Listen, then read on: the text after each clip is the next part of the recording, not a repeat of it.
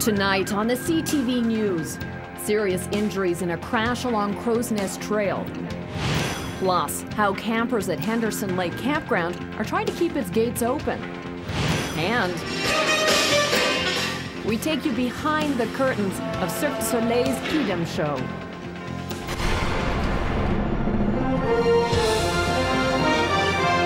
CTV News with Jackie Scantlebury. Good evening. One person is in hospital after a three-car crash on Lethbridge's north side. It happened around 1:30 this afternoon in the eastbound lanes at the intersection of 28th Street North and Crow's Nest Trail East. Police say a truck made a left turn in front of an eastbound car. At least one person was transported to Chinook Regional Hospital with serious injuries. Fire crews had to use the jaws of life to remove two people trapped inside their vehicles. An investigation is ongoing, and we're told that charges are pending. One person is dead and another is in hospital after a crash near Fort Macleod on Wednesday. It happened around 3 o'clock, 3 kilometers east of the community. A Dodge van went into the ditch and rolled. 2 people were taken to hospital. A woman has since passed away, and the driver, a man, is still being treated for his injuries. RCMP say that alcohol wasn't a factor and both people were wearing their seatbelts. No names have been released. Meanwhile, a man has also died, this time after crashing a stolen motorcycle near Vulcan. RCMP say it happened about a kilometer north of the Little Bow Provincial Park around 1 o'clock Wednesday. Officers say the driver of the stolen street bike lost control, went into the ditch, and then was thrown from the bike. 35-year-old Alan Collins died at the scene. RCMP tell us they are still investigating. And a date for a bail hearing has been set for a Medicine Hat man charged with the murder of a missing 23-year-old nursing student. 34-year-old Jarrison Stepanski appeared in a Medicine Hat courtroom today via closed-circuit television from Calgary Remand Center. Stepanski is charged with second-degree murder in the death of Amy Lewis. She hasn't been seen or heard from since June 11th. Despite a massive search, Lewis's body has never been recovered. Police say they do have evidence that Lewis is deceased. Stepanski's bail hearing will be held next Thursday. And a man from Ecuador will serve time in a federal prison for sexually assaulting 2 Lethbridge women as they slept in their own beds. 34-year-old Jamie Urbano, who's been living in Lethbridge on a work permit, will spend the next 4.5 years behind bars. He pleaded guilty to a pair of sexual assaults and breaching release conditions, and once his sentence is complete, Urbano will be deported. Meanwhile, a woman charged after a 69-year-old city man was bound, assaulted, and robbed inside his own home has been arrested. 27-year-old Cheyenne Sue Williams was arrested in Calgary. The Lethbridge senior was terrorized in his home on the 2400 block of 9th Avenue North last month. Williams is also facing charges in connection to a stolen vehicle. Likely no surprise, it's expected to be very busy this long weekend at Alberta's U.S. border crossings, Coots, Carway, and Chief Mountain. So Canada Border Services is out with a couple of recommendations to help minimize delays for travelers. It's recommended that you plan your trip to avoid peak return times or plan a pit stop before you hit the border to get all your shopping receipts and documentation in order and add it up so that border officers can process you through quickly.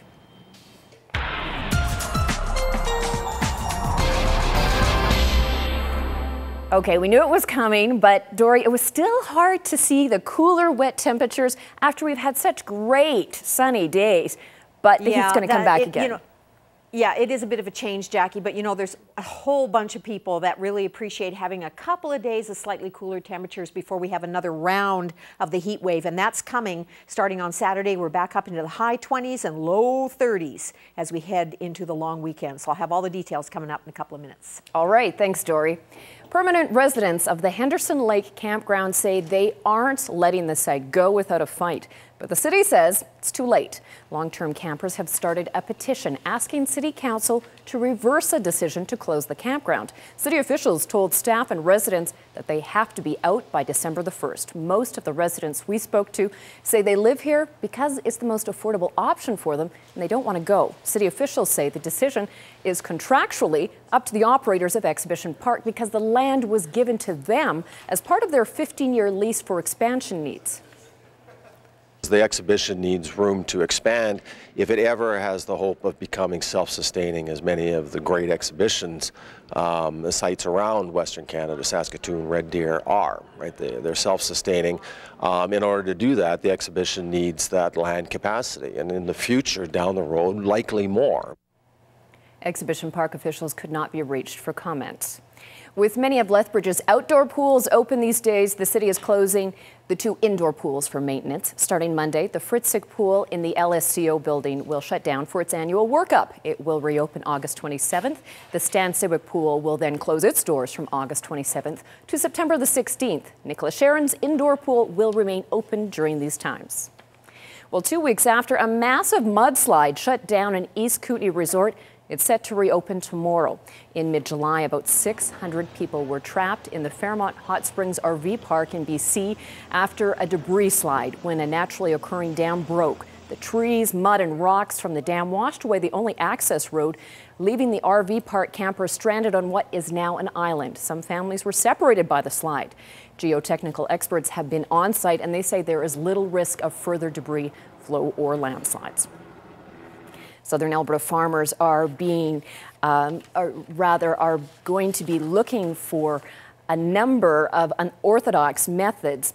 Basically, they've been asked to grow crops for jet fuel. Meetings are being held in southeastern Alberta communities to try to convince growers to abandon food production in favor of a rare African plant with big revenue potential. As Dale Hunter reports, it's an idea that could literally take off. This is a field of Ethiopian mustard. But don't let the name fool you. This isn't Africa, it's the Canadian prairies. And this crop isn't used to make your favorite hot dog topping. It's used to make jet fuel. You just never know what's coming down the pipeline. Just when you think you've seen it all, some crop like this comes along. As more and more countries move to make environmentally friendly biofuels mandatory, airlines and even militaries are now looking to crops like Ethiopian mustard for a solution. The need, some of the world's insisting on it, like Europe, and if Canada can be the country that to deliver that solid bio feedstock, hey, then we're all winners. Well, it looks pretty.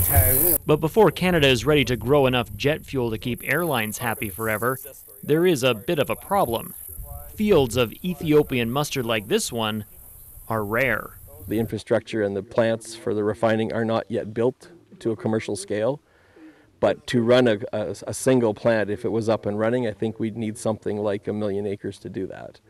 And so therefore there's a lot of work to be done. So people like males are fanning out across the prairies, meeting in small groups with farmers who might be willing to give Ethiopian mustard a try.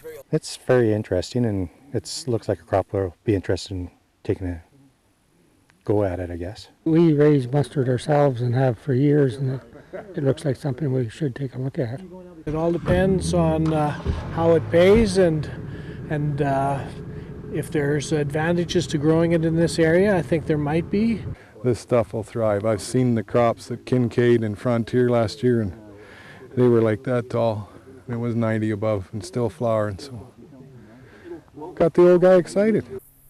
And many wondering if the day will soon come when the golden yellow of the traditional prairie wheat field is replaced by the mustard yellow of airplane fuel.